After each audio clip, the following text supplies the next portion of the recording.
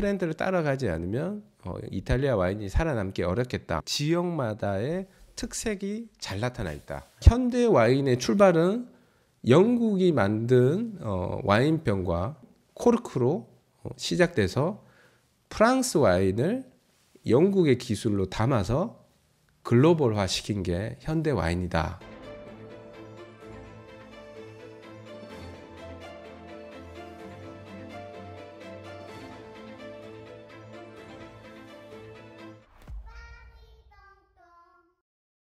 다들 와인 좋아하시죠? 네, 와인 많이 드시나요? 얼마나 드시는지 모르겠어요. 저도 여기 이제 프랑스에 오고 나서부터 이제 와인을 본격적으로 좀 마시기 시작했는데, 그런데 이제 와인 논쟁이 좀 있습니다. 예, 과연 이탈리아가 와인의 원조냐, 아니면 프랑스가 와인의 원조냐. 예. 역사적으로 이탈리아 와인이 승이다. 예, 그래서 이탈리아가 와인의 원조다.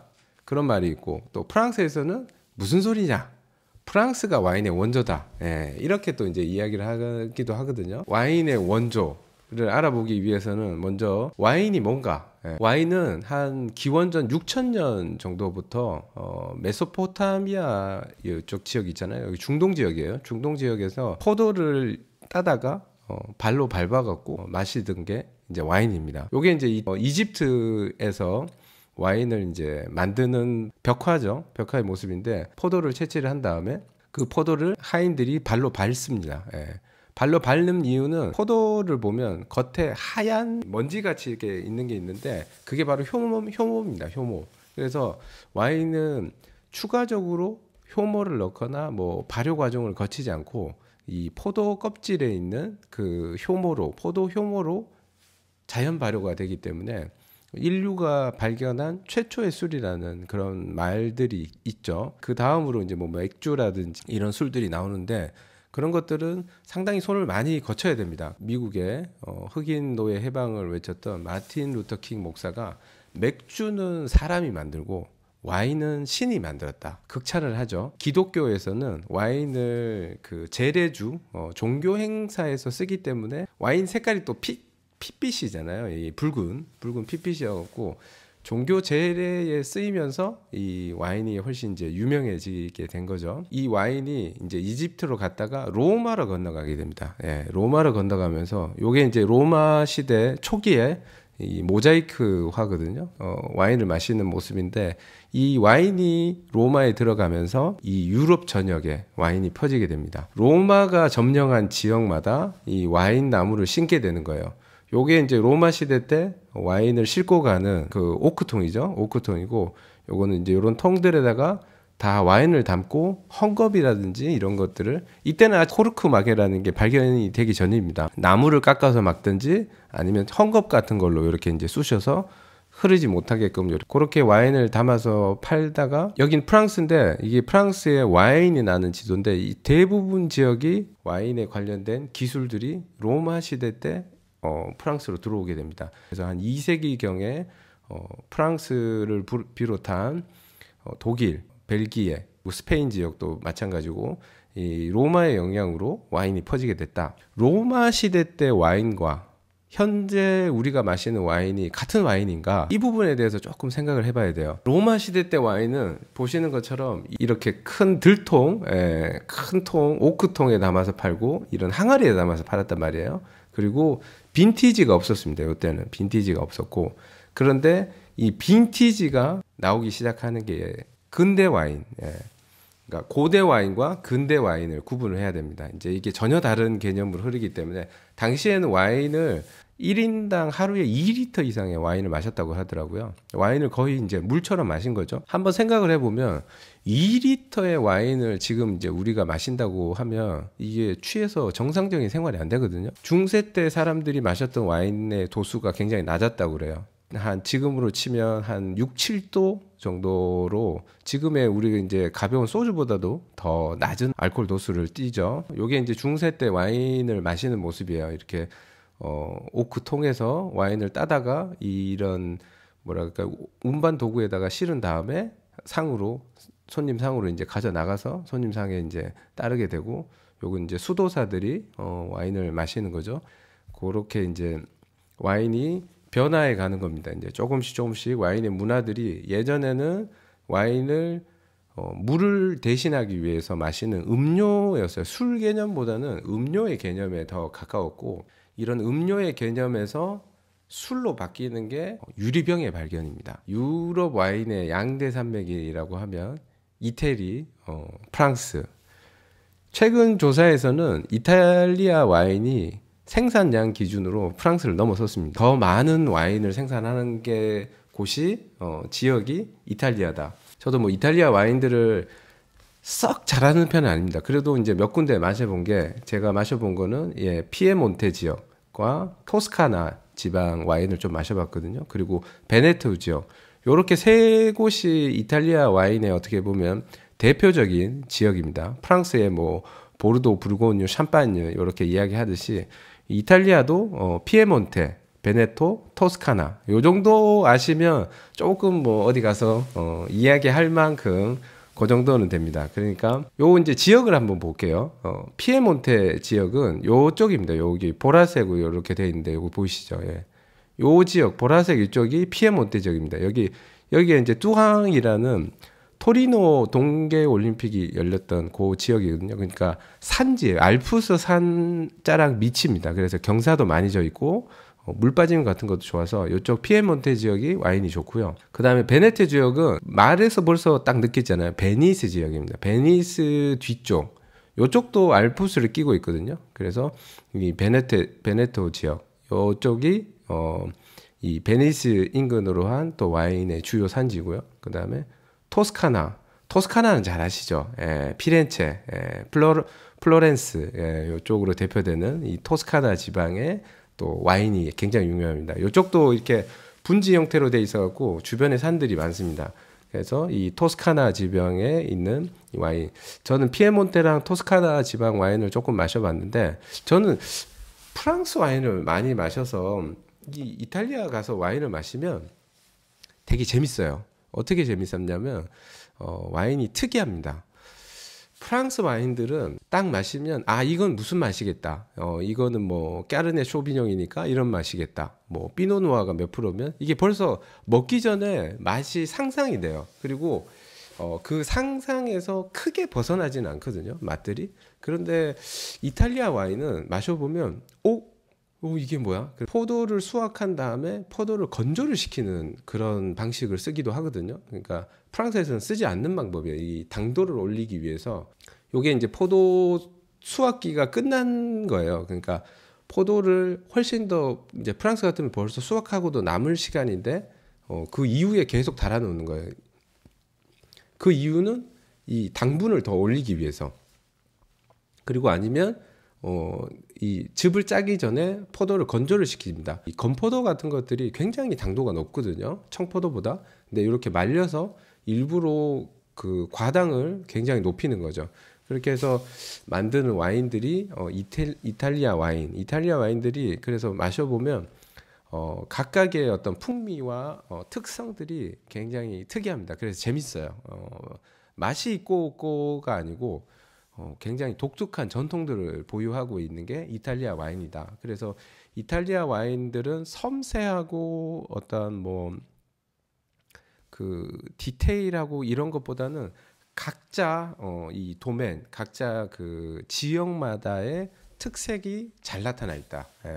그래서 뭐 음식들이 이게 뭐 와인도 음식이잖아요. 음식들이 다 어떤 특색이 있어야지 더 맛있는 건데 그런 부분에서 이탈리아 와인은 굉장히 다양하다. 그리고 또 제가 아까 말씀드렸던 프랑스 와인들처럼 나오는 이탈리아 와인들도 지금 굉장히 많이 나오고 있거든요. 그리고 굉장히 다양한 지방에서 와인들이 나오고 이탈리아가 기후 조건이 상당히 좋습니다. 일조량도 많고 그리고 이렇게 산지들이 많아서 와인이 자라기에 적합한 이제 조건들이 있는 지역들이 많은데 지금 보시는 요거는 이탈리아 와인의 이제 등급을 나누는 이탈리아 와인 등급표입니다. 자, 요게 1963년에 이탈리아는 이 와인 등급 법이라는 거를 만들어 갖고 요렇게 맨 밑에 있는 여기 이제 비노다 따바울라 이게 뭐냐면 테이블 와인 등급이고요. 그 다음에 IGT라는 것들 등급과 DOC라는 등급과 DOCG 최고 등급, 엑셀런 등급에 있는 이제 와인을 이렇게 이제 등급을 DOCG라고 했는데, 요게 법이 만들어진 게 이제 1963년 이전까지의 이탈리아 와인들은 대부분 그냥 자기 지역에서 만들어 갖고 지역에서 소비를 하는 그런 형태의 와인들이 많았었거든요. 세계적인 와인 트렌드가 프랑스를 중심으로 와인을 규격화하고 품질화해서 이 레벨 작업을 한 거예요. 그래서 그거 트렌드를 따라가지 않으면 이탈리아 와인이 살아남기 어렵겠다라는 이탈리아 와인 협회에서 이런 등급 체계를 만들고 현재와 같은 이제 명성을 얻게 된 것이 이제 이탈리아 와인이다. 그 정도로 생각하시면 좋을 것 같고요. 여기서 이제 한 가지 짚고 넘어가야 될 게 뭐가 있냐면, 그러면 로마 시절의 이탈리아 와인 문화가 과연 지금 이탈리아 와인 문화인가? 요 부분에 대한 걸 좀 짚고 넘어가면 원조 논쟁을 조금 이해를 할 수가 있는데, 유럽에서 통일 국가를 가장 늦게 만든 나라가 어디냐면 이탈리아. 지금 이게 이제 1500년대 이탈리아의 모습이거든요. 그런데 여기 보시면 완전 엉망진창입니다. 나라가 1500년만 돼도 프랑스는 벌써 단일 국가로 만들어 갖고 엄청나게 파워 뿡뿡뿡 하던 그런 시기고요. 그런데 이탈리아는 요쪽에 여기 이제 사보이, 우리나라도 사보이 호텔이라는 게 있었잖아요. 여기 사보이 공국이라는 게 있고, 여기는 베네치아고, 여기는 나폴리 공국, 여기는 시칠리아 공국 밑에 이렇게 나라들이 다 4분 5분을 찢어져 있었어요. 여기 나폴리랑 시칠리아 같은 경우에는 스페인의 영향이 많이 받는 나라고요. 이 베네치아 이쪽은 어디냐면 오스트리아 영향을 많이 받았고, 이쪽 사보이랑 여기 밀라노 쪽은 프랑스의 영향을 많이 받습니다. 그래서 계속 쳐들어갑니다. 프랑스가 이쪽으로 쳐들어가고 오스트리아가 위에서 내려오고, 그 다음에 밑에 여기 나폴리랑 시칠리아 공국 같은 경우에는 아예 스페인이 오랫동안 점령을 하고 지배를 합니다. 그래서 이탈리아는 북쪽 요렇게 해서 로마를 기준으로 해서 북쪽이랑 남쪽이랑 굉장히 민족적으로나 아니면 경제적으로 문화적으로 좀 다릅니다. 역사적으로도 이탈리아는 이렇게 찢어져서 한 나라로 된 게 얼마 되지 않았다. 그러니까 1960년대 이전의 이탈리아는 4분 5열 다 찢어져 있고, 어떻게 보면 하나의 이탈리아 역사라고 보긴 굉장히 어렵습니다. 그러니까 만약에 로마 시대 때 만들었던 이탈리아 와인의 전통이 계속 지금 현재 이탈리아도 이어진다라는 말을 하면 유럽 모든 문화는 다 이탈리아 거라는 거죠. 왜냐하면 로마의 지배에 있었으니까. 근데 그 이후에 이탈리아는 제가 말씀드린 것처럼 남쪽은 스페인, 북쪽은 오스트리아, 프랑스, 그다음 뭐 밀라노 공국, 뭐 그다음에 바티칸 공국, 뭐 이렇게 다 찢어져서 각자의 세력으로 이렇게 지내와갖고 문화적인 동질성이 생긴 거는 1860년대 이후다. 로마 시대 때 만들었던 와인의 전통, 와인의 역사, 이게 현재 이탈리아 역사랑 결부시키는 거는 조금 과한 역사적인 오류를 범할 수 있다. 이건 제 생각입니다. 그러니까 이탈리아 역사를 조금만 아시는 분들은 제가 무슨 말 하는지 충분히 이해하실 겁니다. 이탈리아는 그렇게 역사가 단순하지 않다. 하나의 통일 왕조가 아니었다. 프랑스 와인은 제가 조금 전에 말씀드린 것처럼 로마 시절에 와인 기술이 프랑스에 들어오고 와인을 신게 됩니다.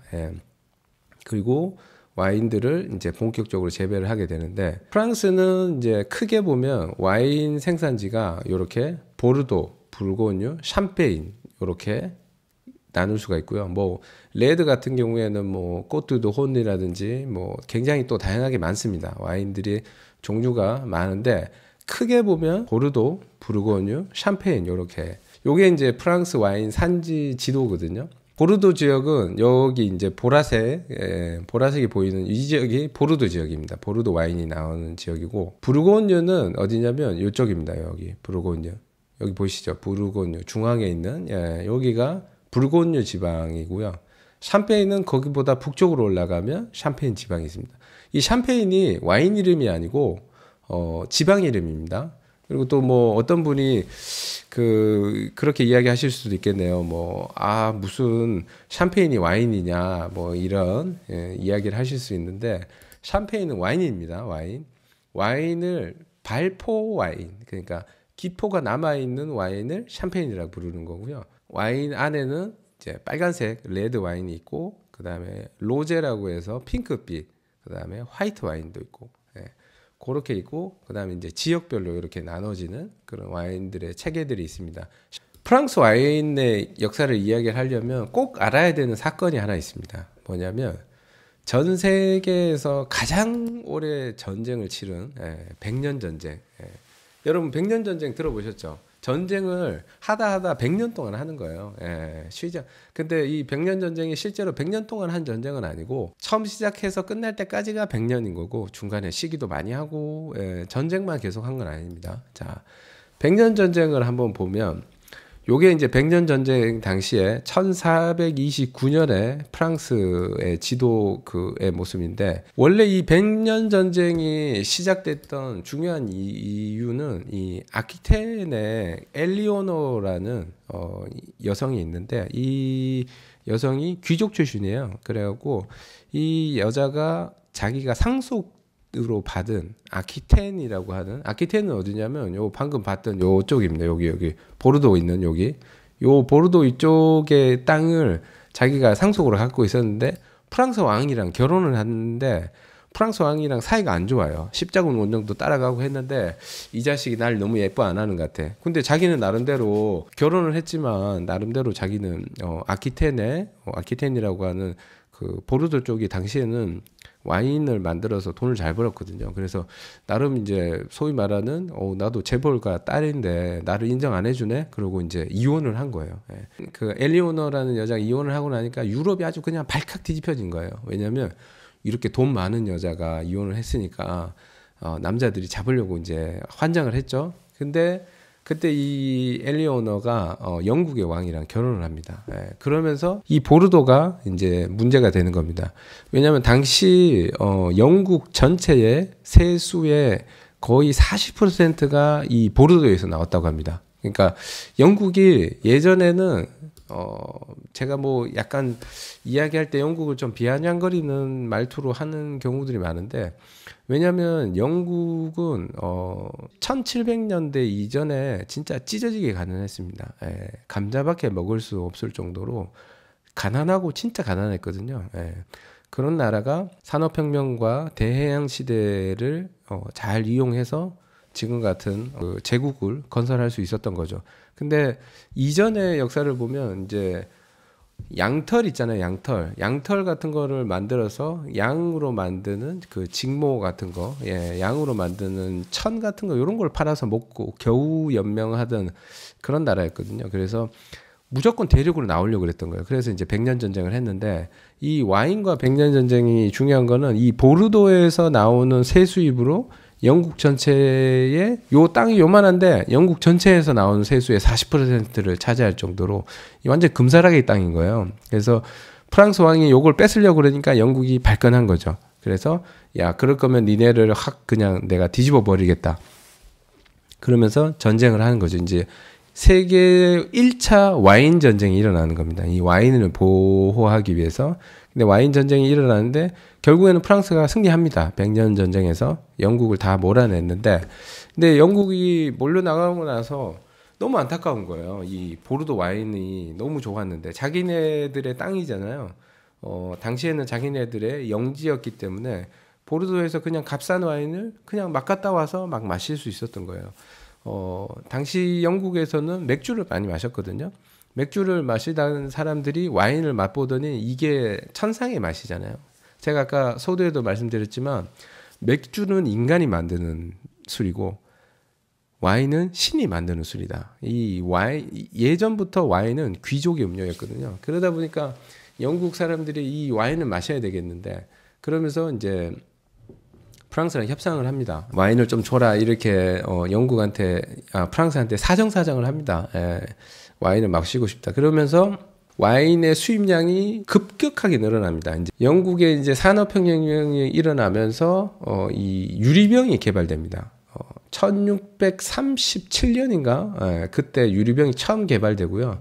지금 여기 보이시는 요 사진이 예전 초창기 와인병의 형태거든요. 여기 1660년에는 와인병을 요런 호리병 같이 만들다가 주둥이가 점점 작아지다가 와인병이 이렇게 길어지는 요런 모양의 형태를 보이는데, 초창기에는 와인을 어떻게 마셨냐, 요렇게 요거를 오크통이라 그러잖아요. 우리는 오크통이라 그러는데 프랑스에서는 이게 뚜노라고도 하고 아니면 배럴이라고도 합니다. 배럴.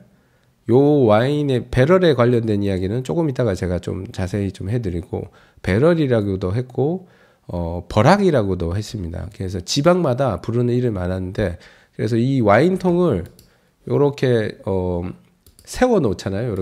요렇게 세워가고 와인통을 4개를 딱 세우면 한 4m가 넘거든요. 당시 파리 시내의 골목길의 폭이 3.7m 정도 됐거든요. 그런데 이 와인통을 4개를 딱 세우면 이 길이 막혀버리는 거예요. 아무도 못 지나다니게. 그래서 이걸 와인통을 버락이라 그랬는데, 이게 버락을 세우다 해서 바리케이트라는 말이 나옵니다. 예. 와인통을 막아갖고, 그러니까 술집 같은데 지하에서는 전부 다 이 와인통을 갖다 놓고 따라서 이 와인을 팔았으니까 와인을 이동할 때 전부 다 이 오크통에서 담아서 팔았거든요. 근데 이 먹고 남은 와인통들이 파리 시내 술집들에 많았잖아요. 그래서 시위를 하면 이 와인통을 꺼내서 막은 거예요. 길을 막으니까 그 길이 막혀버리잖아요. 그러고 이제 전쟁을 하는 거예요. 시위도 하고 혁명도 하고 이랬는데, 요거를 바리케이트라고 그럽니다. 요즘 현대에서 우리가 이제 바리케이트라는 거는 뭐 구조물 같은 것들을 이야기하는데, 이 바리케이트의 어원이 이 와인통이었다. 요런 건 뭐 상식적으로 알아두시면 좋을 것 같고요. 현대 와인과 고대 와인, 중세 시대 이전의 와인을 구분하는 것 중에 2가지가 굉장히 중요합니다. 뭐냐면 빈티지와 유리병입니다. 유리병의 발명이 빈티지를 이끌게 되는 거거든요. 제가 좀 전에 말씀드렸지만 1637년에 유리병이 최초로 발명이 됩니다. 무슨 소리냐, 유리병은 예전부터 있었죠. 진짜 장인들이 한 땀 한 땀 만드는 유리병이어서 와인병을 담는 게 아니고 예술 작품이었고요. 제가 말씀드리는 1600년대에 생산되는 유리병은 대량 생산을 시작을 합니다. 산업혁명에 영국에서 와인병이 대량 생산이 시작하거든요. 그 영국에서 만든 와인병이 보르도로 가는 겁니다. 보르도로 가서 이 와인을 담아서 영국으로 가게 되는 거죠. 그래서 와인을 담아서 이제 이동을 하다 보니까 장점들이 생기는 거예요. 이제 이동하기가 쉽고 케이스에 넣기도 쉽고 이렇게 되다가 이게 이제 세금 문제가 닥치는 거예요. 당시에 유럽이 이 도량형, 영국과 미국이란 몇 개 나라를 빼고, 영국, 미국 문화를 받은 나라를 빼고는 대부분 리터 단위잖아요. 리터나 미터법을 쓰잖아요. 그래서 우리는 뭐 몇 리터라고 표시를 하는데, 영국은 갤런이랑 뭐 배럴, 뭐 이런 다른 단어를 쓰거든요. 근데 역사를 돌아가서 1600년대에 보면 유럽에서는 어떤 단위를 썼냐면, 요게 이제 뭐냐면 오크통이잖아요. 오크통을 배럴이라고 불렀습니다. 배럴이라고 불렀는데, 이 배럴이 지금도 이제 기름 팔 때 뭐 영국산 뭐 블렌트유가 배럴당 얼마 뭐 이렇게 부르잖아요. 그 배럴이 이 배럴입니다. 예. 와인통의 크기를 배럴이라고 불렀거든요. 근데 프랑스 배럴과 또 영국 배럴의 크기가 달랐어요. 이게 뭐냐면, 이게 하여튼 옛날에는 복잡했어요.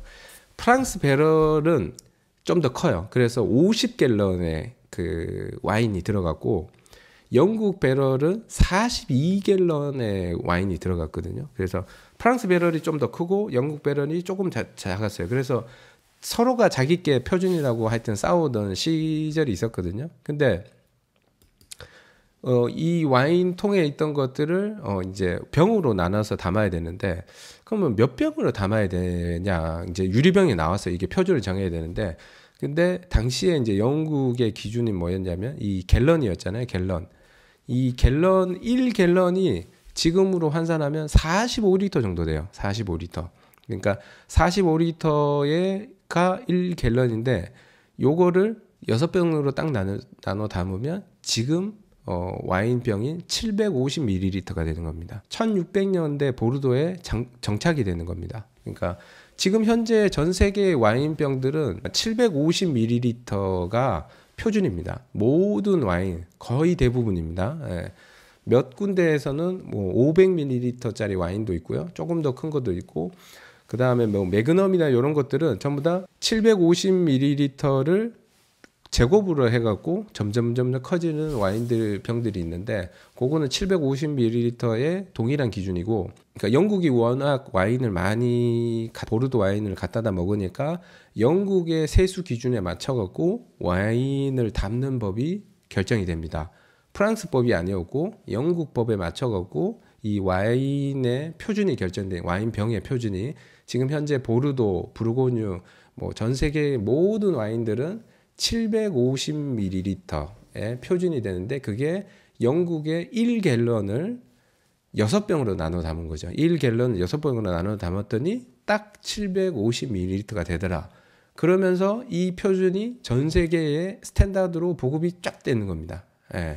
그거는 사실입니다. 팩트고, 현대 와인의 출발은 영국이 만든 와인병과 영국이 찾아온 코르크로 시작돼서 프랑스 와인을 영국의 기술로 담아서 글로벌화 시킨 게 현대 와인이다. 이렇게 생각하시면 예, 정확합니다. 예. 프랑스식 오크통이 이제 아까 50갤런이라고 그랬잖아요. 그 50갤런에는 한 300병, 예, 와인병으로 300병. 그 다음에 영국식 그 갤런은 그 배럴, 영국식 배럴에는 42갤런, 예, 42갤런이 돼 있는데, 그걸 와인병으로 환산하면 252병. 예. 프랑스 갤런은 50갤런이거든요. 프랑스 배럴은 요런 배럴에 이렇게 담아서 이제 세금 계산을 위해서 그렇게 이제 나눠 놓은 거예요. 한 병당 얼마의 세금을 붙여야 되냐. 요 한 통의 세금도 있지만 이거 병으로 담았을 때 계산하기가 이제 용이해진 거죠. 근대 와인의 표준이 되는 와인병이 보르도에서 시작이 됐다. 그리고 이게 생기면서 뭐가 나오냐면 빈티지. 우리가 와인 빈티지 이야기 많이 하잖아요. 2002년산이고 뭐 1998년산이고 뭐 1999년도 빈티지가 좋더라. 뭐 와인 마시는 분들은 항상 이런 빈티지 이야기하는데, 빈티지 보면 앞에 VIN이 있어요. VIN. 이게 프랑스 말로 와인입니다. 와인. 방. 떼지. 예. 티켓인 거죠. 그러니까 빈티지라는 게 와인의 연도를 이야기하는 거예요. 그러니까 몇 년 된 와인이냐 이걸 이야기하는 겁니다. 그러니까 빈티지라는 말도 와인에서 나온 겁니다. 예, 와인의 연도수를 이야기를 할 때 얼마나 오래 묵은 와인이냐 이런 걸 이야기할 때 빈티지라는 말을 붙이게 된 거죠. 그러면서 와인의 숙성도라는 게 유리병과 코르크 마개의 발명 이후에 생긴 거다. 와인을 그 유리병이 발견된 이제 1600년대 이후에, 그 코르크는 그 이후로 한참 이후에 또 생깁니다. 한 100년 이후에 코르크가 본격적으로 이제 사용이 되기 시작하고, 그래서 한 1700년 정도 되면 우리가 아는 지금 현대적인 와인병의 모습을 갖추고 와인이 병에 담겨서 이제 본격적으로 나오기 시작하죠. 그래서 1700년대, 1800년대 들어서 와인들이 현대적인 이제 모습을 갖추게 되는 거죠. 요 아저씨가 누구냐면 나폴레옹 3세라는 아저씨입니다. 예, 나폴레옹 3세. 나폴레옹의 조카입니다. 이 사람이 나폴레옹이랑 연관이 없다는 사람도 있고, 뭐 연관이 있다라는 사람도 있고, 뭐 여러 가지 학설이 있으니까 그거는 뭐 알아서 판단하시고, 이 양반이 뭘 하냐면, 여러분들 우리 대전에서 엑스포라는 거 했었잖아요. 한국말로 하면 만국박람회라고 합니다. 예, 만국박람회. 세계 제1회 만국박람회가 영국에서 열리고요. 그 1회가 열리고 난 다음에 2회 만국박람회가 프랑스 파리에서 열리고, 그 사이에도 뭐 여러 가지 자잘자잘한 박람회들이 열리는데, 1855년에 만국박람회를 하면서, 만국박람회를 왜 하냐? 이것도 중요한데, 당시에 유럽에서는 중상주의라는 게 유럽에서는 이 팽배해 있었거든요. 그 중상주의가 뭐냐면, 나라가 부강해지려면 나라가 물건을 많이 팔아서 그 팔아들인 수익을 갖고 있어야지 이 나라가 부강한 나라다. 그래서 나라가 부강해지려면 이 산업을 발전을 시켜야 된다. 이런 중상주의가 산업혁명의 불씨를 당기게 되는 거거든요. 영국 사람들이 보르도 와인을 되게 좋아해요. 역사적으로 자기네들과 관련성도 있고 또 보르도 와인이 맛있어요. 보르도 이 까르네 쇼비뇽이라는 품종이 맛있습니다. 그리고 뭐 한국 사람들도 많이 좋아하잖아요. 그다음에 뭐 오데 샤또 이런 것도 있고 그래서 굉장히 유명하고 양도 많고 맛도 있습니다. 근데 그걸 팔려고 하니까 이 짱구를 굴린 거예요. 이 엑스포라는 전시회를 이제 요 양반이 시작을 하는데, 이 엑스포도 프랑스 사람이 처음으로 시작을 하죠. 그 다음에 1회 만국박람회도 프랑스에서 가서 개최를 해주는 겁니다. 영국에서 열렸지만 시스템은 프랑스 거였는데, 프랑스 애들이 하여튼 특이한 짓 많이 잘합니다. 그래서 보르도에서 가장 유명했던 4개의 도멘, 샤또를 초대를 합니다. 그게 이제 첫 번째가 샤또 라뚜르, 그 다음에 샤또 마고, 샤또 오브리옹, 그 다음에 샤또 라피드 로칠드, 샤또 무똥 로칠드였는 것 같아요. 이렇게 4개의 샤또를 초대를 해서 이 얘네들을 최고 등급의 와인이라는 그 증명을 붙여줍니다. 물론 그 전에도 프랑스의 와인들이 수도사들이 등급을 나눠놨어요. 등급을 나눠놓고 이런 등급제들은 역사적으로 좀 시간이 좀 오래되거든요. 뭐 1700년대부터 뭐 이런 게 있었다 뭐 이런 이야기도 있는데, 확실한 거는 1855년에 나폴레옹 3세 때 만국박람회를 하면서 프랑스산 최고급 와인이라고 이 국가에서 인증을 해주면서 이게 본격적인 인증 제도가 출발하게 되는 거죠. 그러니까 이전에는 인증 제도라는 게 없었습니다. 제가 아까 사진에서도 보여드렸지만 이렇게 와인을 드럼통째로 그냥 따라다가 팔고 하는 것들을 병에 담아서 이제 팔기 시작하다가, 이때도 에티켓이나 이런 것들이 전혀 없었어요. 뭐 어떤 국가에서 공인한다거나 협회에서 공인한다거나 이런 개념조차도 없었습니다. 근데 그 개념을 처음 만든 게 1855년인 거죠. 그러니까 와인의 등급제라는 것들이 처음 세상에 등장한 거죠. 그러고 봤더니 국가에서 거기다가 인증까지 해줘. 그러니까 사람들이 좀 믿고 살 수 있는 거죠, 와인을. 그다음에 프랑스가 또 여기서 한 발짝 더 나아갑니다. 그래서 1900년대 초부터 1933년도까지 이 와인의 등급을 법제화를 합니다. 그래서 지금 요거는 이제 프랑스 와인 협회에서 나온 프랑스 등급표거든요. 그래서 우리가 이제 뭐 예를 들면 아오세라 그랬어요. 그러니까 프랑스 와인을 구분할 때 아펠라시옹 오리진 꽁트롤 이렇게 그러니까 지역 와인을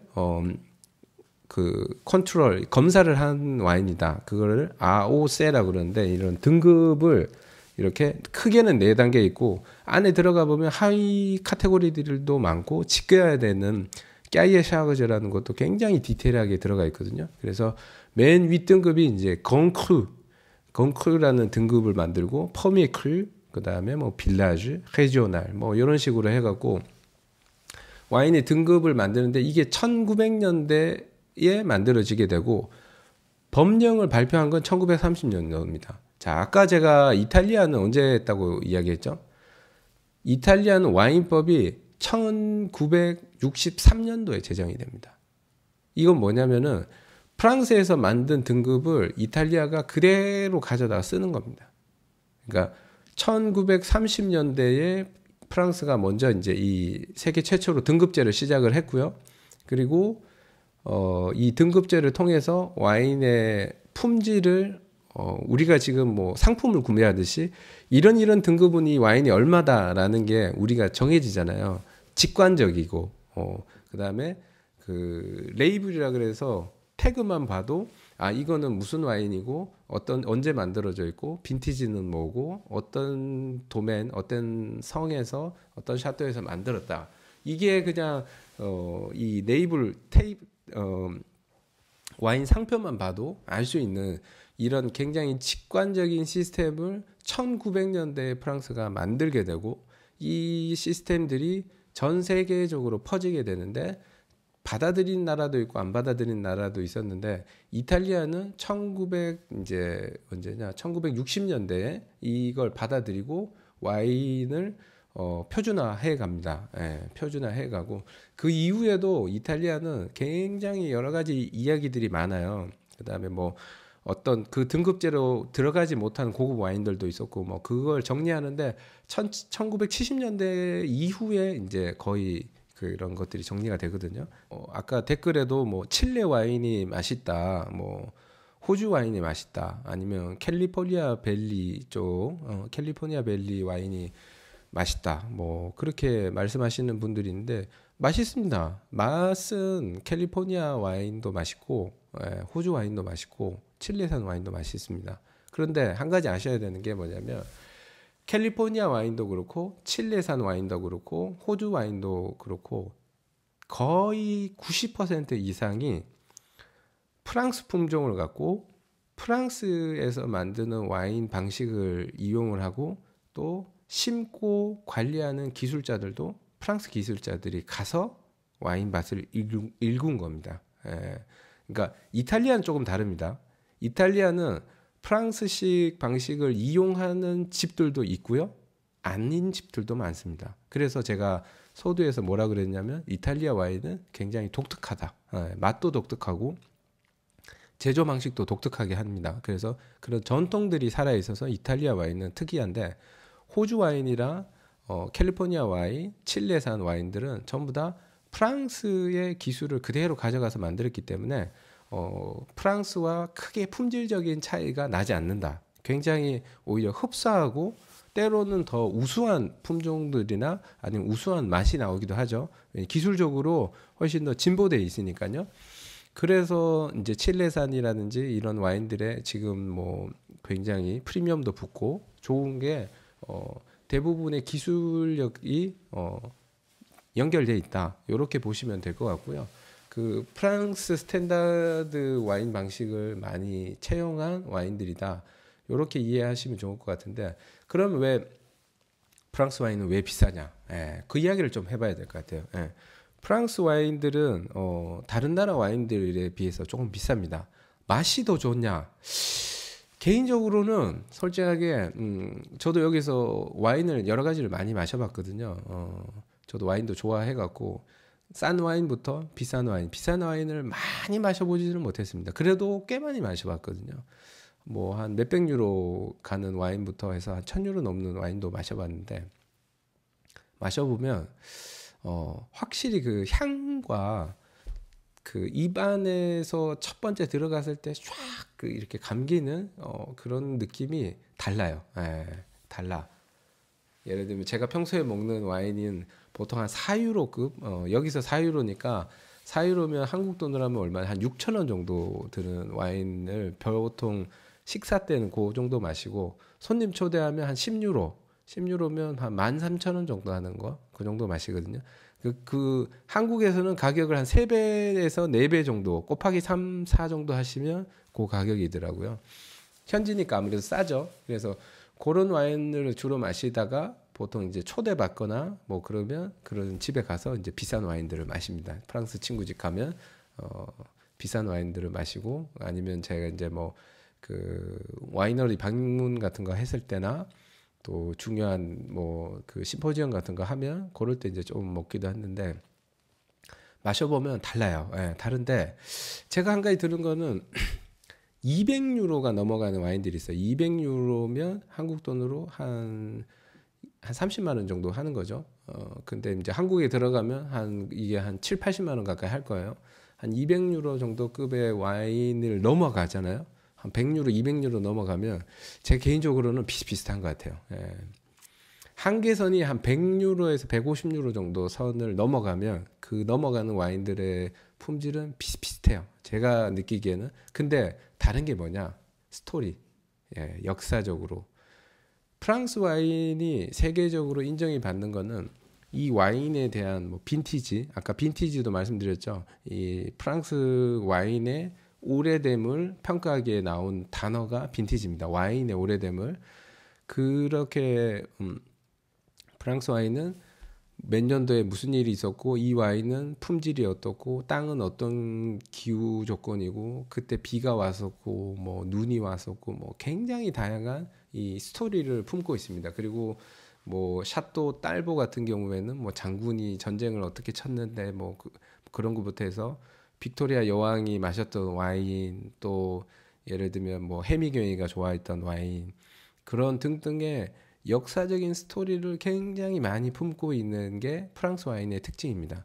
우리가 단순하게 가방 이야기를 하잖아요. 뭐 예를 들면 명품 가방과 이런 이케아에 파는, 이케아에서 주는 그런 가방이라는 느낌을 두고 본다고 하면 물건을 담는 게 가방이잖아요. 그러면 뭐 예를 들면 루이비통에서 파는 이 장바구니 있잖아요. 그거랑 이케아 가방은 뭐 1,000원 정도밖에 안 하는 건데, 그 다음에 루이비통 가방은 뭐 이렇게 가족이 됐으면 뭐 몇천 유로씩 하잖아요. 그거랑 과연 가방으로서의 효용성을 보게 되면 어떤 게 더 좋은가? 담는 걸로만 따진다면 그렇게 될 수 없는 거죠. 근데 루이비통 가방을 몇천 유로 주고 사는 것들은 이게 가방에 물건을 담는 거 이상의 가치들이 있다라는 거거든요. 그거는 뭐 장식적인 부분도 물론 들어가겠지만 또 루이비통의 스토리 부분도 있을 거고 또 제품을 만들어가는 과정, 이런 모든 것에 그 와인의 명품이 되는 역사들이 들어가 있는 건데, 그런 부분에서 이제 프랑스 와인의 차이가 좀 있는 거죠. 예. 자, 오늘 이렇게 와인의 역사 중에 가장 중요한 이탈리아, 프랑스 와인에 대해서 한번 알아봤는데요. 어떠셨는지 모르겠네요. 명품 와인 하면 생각나는, 잠시만요. 명품 와인 하면 생각나는 게 이제 이탈리아, 프랑스 와인인데, 역사적으로 보면 이탈리아 와인도 그렇고 프랑스 와인도 굉장한 많은 역사적인 그런 베이스를 갖고 있는데, 근대 와인으로 들어와서 보게 된다면 이탈리아 와인과 프랑스 와인이 와인을 만드는 와인 업계에서 영향력을 따진다면 과연 어떤 와인이 원조일지 여러분의 생각을 한번 듣고 싶네요. 좋은 생각을 댓글에 남겨주세요. 와인의 원조는 어느 나라일까? 댓글에 남겨주시면 감사하겠습니다. 오늘도 시청해주셔서 감사합니다.